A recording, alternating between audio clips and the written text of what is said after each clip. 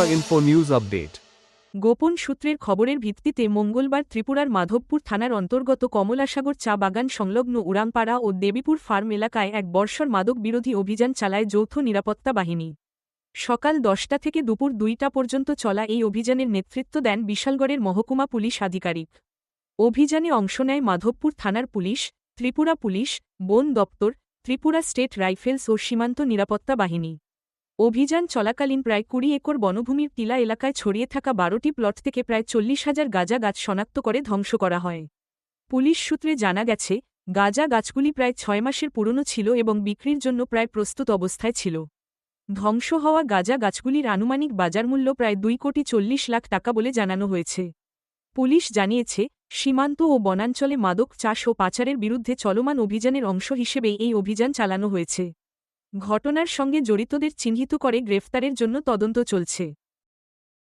আমরা অন্যান্য দিনের মতো গোপন সংবাদের ভিত্তিতে একটা গাঁজা ডিস্ট্রাকশন অপারেশন করা হয়, যেখানে পার্টিসিপেট করেছে আমাদের সোনামুড়া থানা, মেলাগড় থানা স্টাফ, কলমছড়া থানা স্টাফ এবং 81 ব্যাটালিয়নের বিএসএফ এবং 9 battalion TSR, 14 battalion TSR, 11 battalion TSR এবং আমাদের সোনামুড়া সাব ডিভিশনের যে ফরেস্ট অফিসার এবং স্টাফ, এবং সেই সঙ্গে আমাদের যে অন্যান্য সিস্টার এজেন্সি, সেই সঙ্গে ডিসিএম সোনামুড়া এবং আসাম রাইফেল সেক্টর আগরতলা, আমরা সবাই এই গাঁজা ডিস্ট্রাকশনে অংশগ্রহণ করি।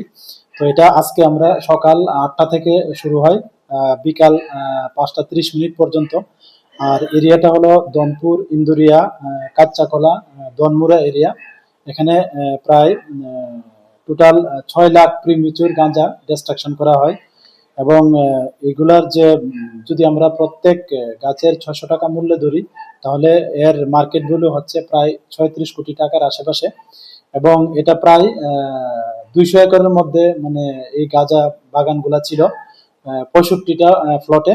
এগুলি আমরা সমস্ত আইনি পদ্ধতি মেনে আমরা এগুলিকে ধ্বংস করি এবং আগামীতেও আমাদের এই যে গাঁজা ডিস্ট্রাকশন মানে অপারেশন, এটা চলতে থাকবে। Thank you. Subscribe to Tripura Info and press the bell icon so that you never miss any latest updates and news on Tripura.